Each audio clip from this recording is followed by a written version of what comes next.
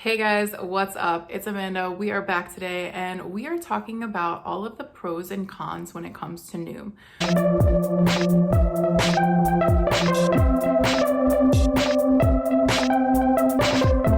So I did Noom for about 5 months, and in those 5 months, I lost 20 pounds. And I actually stopped doing Noom about 3 months ago because, as you all know, I am a health and wellness coach. So it's really important that, obviously, if I'm going to suggest something to my clients or if something new comes out on the market, I do want to review it so that I can say, like, I've tried this, you should try it, or I've tried this and I really don't like it, and this is why. So I really enjoyed Noom, and it's heavily based around habit changes, behavioral changes, creating new habits, and also around the psychology of food. One thing that I really did like about this app was that it's more about intuitive eating and mindfulness. And mindfulness is so important when we're talking about sustainability. Sustainability is something that Noom prides itself on. And I can understand why, because throughout my journey on Noom, you are given articles and homework, I would call it. It usually only takes about 5 or 10 minutes to do it, but it is a daily exercise, and I strongly suggest that you do it because it does create that mindfulness habit, those reminders of your hunger cues, the reminders to make sure that you track your food, the reminders of what foods are higher calorie or higher fat. So they actually will categorize their food choices when you are logging into colors. And the colors are green, yellow, and red. And red is basically the foods that are very high calorie that you need to really watch your portion controls on because the calories can add up rather quickly. Then from there, they have something that is the yellow category. Now, yellow is food that is good for you, but needs to be taken in moderation, such as your avocado oil, your olive oil, your healthy fats, your nuts, things like that. Then from there, there's also the green foods, which are your vegetables, your leafy greens, your spinach, things like that, that you can have a large amount of, and which are low calorie dense. One of the things that I also really enjoyed about Noom was that it does have you weigh yourself daily.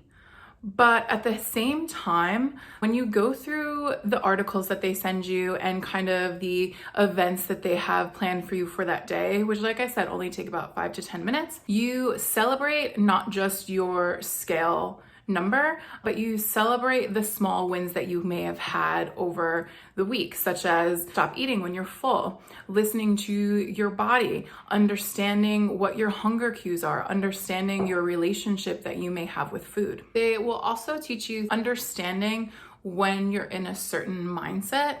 One of the biggest things that I can remember, which I don't do this as often. I used to do this when I first started losing weight, but they call it fog eating. And fog eating is basically when you're sitting on the sofa and all of a sudden you look down and you've eaten the entire bag of the chips that you brought over about 10 minutes ago.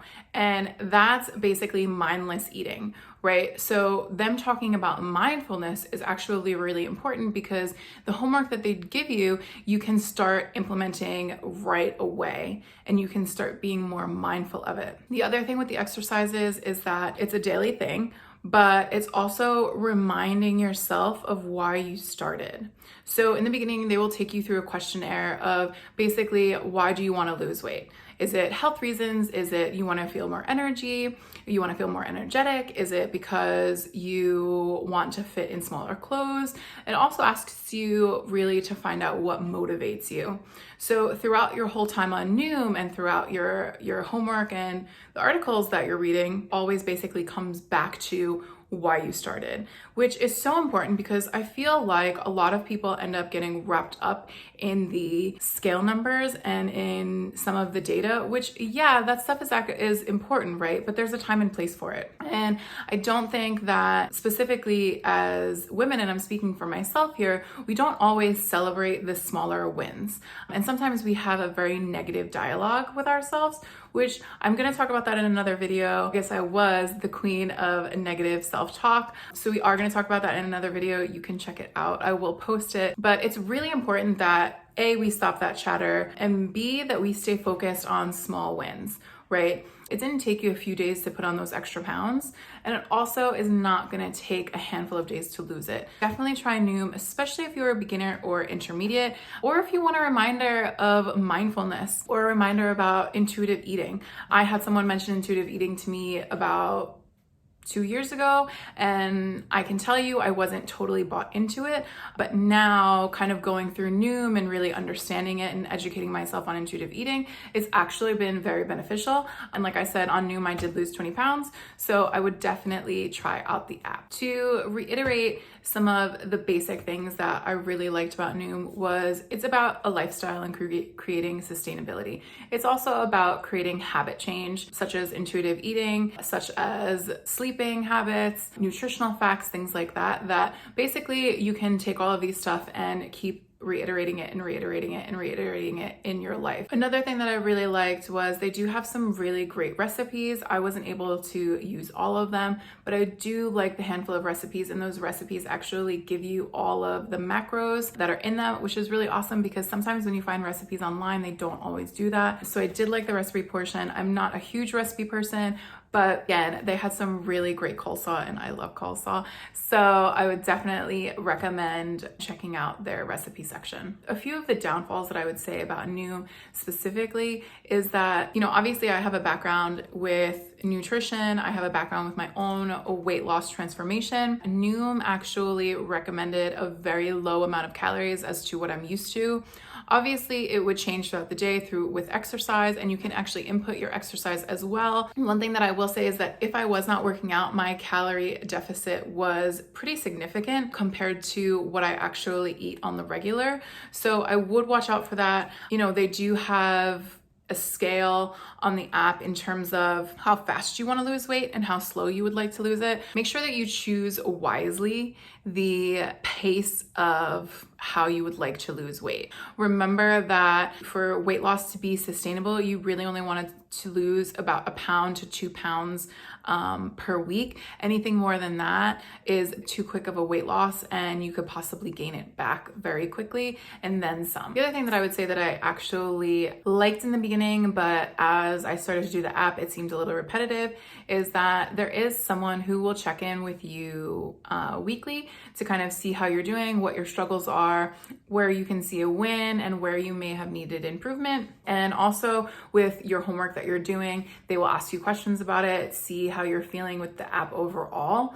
I would say that in the first 2 or 3 months, I thought that this was really helpful, just as someone to hold me accountable, because I know that that's something that I need is accountability. With that being said, about halfway through my Noom venture, I started to feel like it was a little repetitive and it wasn't really individualized with the check-ins. So granted, I didn't always follow up with it, but I would say that if you are first starting out and you are a beginner with nutrition and tracking food, that it's really important that you do check in with this person, because if you're paying for the service, you might as well use it. They can also be really helpful if you have a ton of questions.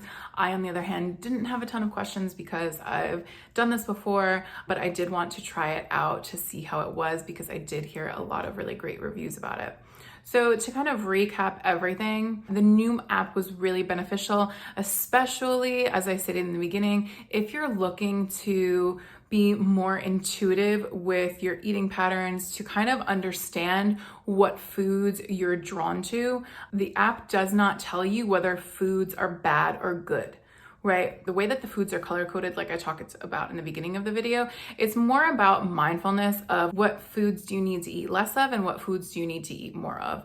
And it gives you that visual, which is really helpful. So overall, I would rate it an 8 out of 10, 10 being like it's amazing and 1 being like it's absolutely terrible. And if you're looking to kind of understand hunger cues and to understand intuitive eating a little bit more and to understand mindfulness, I would download this app. Again, it's not for everyone if you've never counted your calories before, but this is definitely a step in the right direction if you are thinking about it. Like, comment, subscribe. Let me know if you've tried the Noom app before. I haven't done it recently. I'm actually doing another app right now, but I would love to hear your feedback, and I'll see you guys next time. Bye.